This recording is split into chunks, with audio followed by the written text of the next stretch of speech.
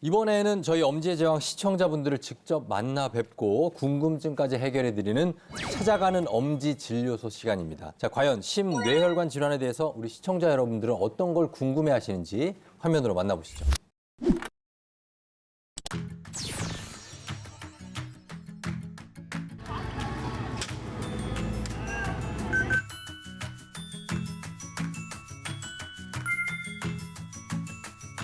아, 시장이네요.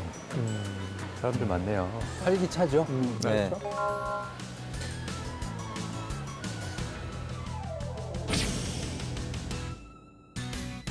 제가요, 6개월 전에 콜레스테롤 수치가 너무 높아서 그때부터 심혈관 질환 약을 먹고 있는데 얼마 전서부터 변비가 와서 고생을 하고 있거든요.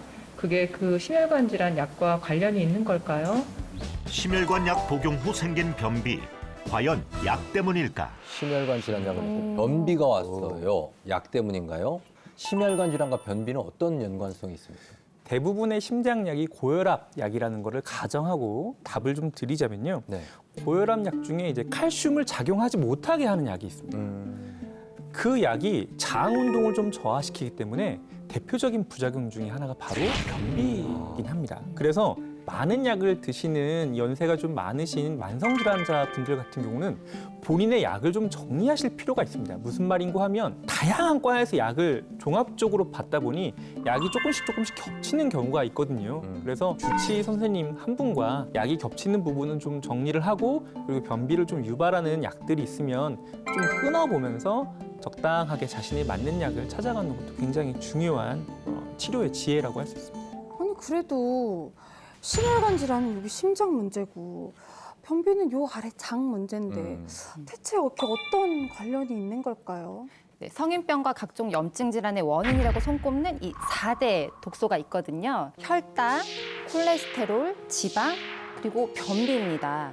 자, 혈당, 콜레스테롤, 지방은 이제 딱 듣기만 하셔도 이게 혈관 건강이나 심내혈관 질환을 유발할 가능성이 딱 유추가 되시잖아요. 근데 의외로 변비가 역시 심내혈관 질환의 위험성을 높이는 원인이 된다고 합니다.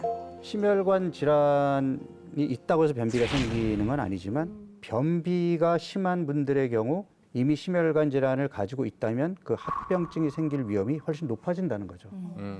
실제로 변비가 있는 사람에게 관상동맥 질환이 발병할 확률이 약 11% 높고 뇌경색 발병 위험률은 19% 상승했다는 연구 결과도 있습니다.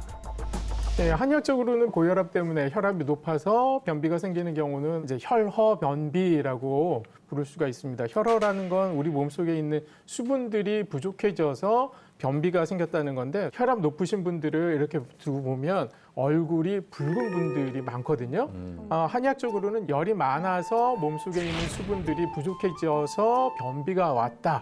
그런 경우에는 이제 한의학에서는 수분을 보충하는 그러한 약재들 그리고 또 혈액을 장 쪽으로 끌어내릴 수 있는 그래서 얼굴이 조금 혈색이 돌아올 수 있게 하는 약재를 써서 변비를 해결하기도 합니다.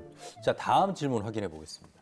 저는 저혈압이어서 앉았다 일어나면 머리가 띵 하는 이런 경우가 가끔 있어요. 근데 이제 고혈압 같은 경우는 주변에 얘기 들어보면 고혈압으로 쓰러졌다 이런 소리를 많이 들어요. 근데 저 같은 저혈압이 더 위험한지 아니면 고혈압이 더 위험한지 그것이 궁금합니다. 고혈압과 저혈압, 과연 어느 쪽이 더 위험할까? 뭐가 더 위험합니까? 네, 저는 개인적으로는 명확한 답이 있다고 생각하는데 바로 고혈압입니다. 아, 고혈압. 네, 원래 여성들은 다 저혈압이었다고 이제 제가 환자분 볼 때 다 그렇게 얘기하세요. 예. 어느 순간 되면 갑자기 딱 혈압이 올라가요. 아, 그래요? 네, 그러니까 나이가 들면 혈관이 딱딱해지면서 고혈압 쪽으로 갈 수밖에 없기 때문에 결국은 건강하게 오래 사는 방법 중에 하나는 혈관의 상처를 덜 내는 일인데 혈관의 상처 내려면 혈압이 아주 높아야 상처가 나거든요. 그 상처를 메우기 위해서 이 칼슘이나 이런 게 가가지고 딱딱하게 해버리는 게 반복되는 게 동맥경화란 말이에요. 그러니까 결국은 저혈압은 순간순간 위험한 사람들이 있지만 결국 그 고혈압은 오랫동안 만성으로 해서 결국은 생명에도 지장을 가질 수 있기 때문에 더 큰 문제라고 저는 생각하고 있습니다. 고혈압이 훨씬 위험하다 그러면 저혈압은 좀 안심해도 되는 거예요? 저는 최대한 정답에 가깝게 말씀을 좀 드리자면 네. 수술, 그다음에 최근에 무슨 몸의 컨디션이 매우 저하돼서 저혈압으로 쓰러지거나 일상생활이 불편할 정도가 아니면 무조건 저혈압이 좋다라고 말씀드립니다. 보충 설명을 좀 더 드릴게요. 혈압을 낮다는 얘기는 그 낮은 혈압만으로도 말초까지 혈액을 다 잘 보낼 수 있다는 얘기예요. 혈관이 깨끗하고 혈관이 다 확장이 잘 되어 있다는 상태인데 그 기준의 혈압에서 20, 30이 갑자기 올라갔을 때 그 원인이 있지 않은지는 그때 찾아봐야 됩니다. 그러니까 내 기준 혈압이 얼마인지를 평소에 알고 계셔야 된다는 거죠.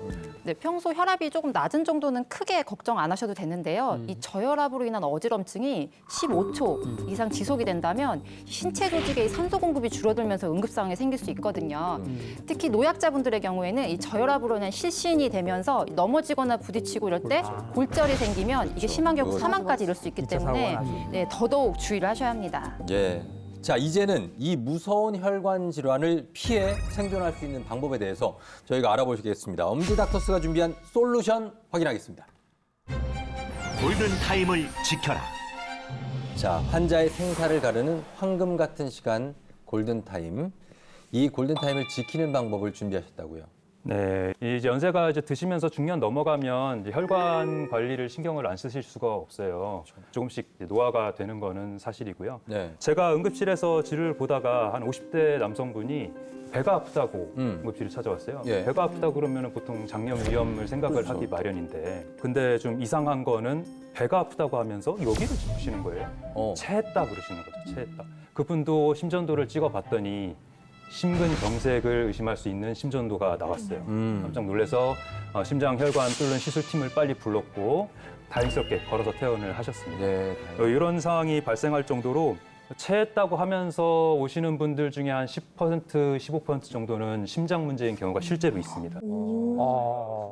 아니 복통으로 오셨는데 이 심근경색이 되게 참 신기한데 그러면 이 복통이 심근경색의 전조 증상인가요? 복통이라고 다 심근경색이라고 할 수는 없죠.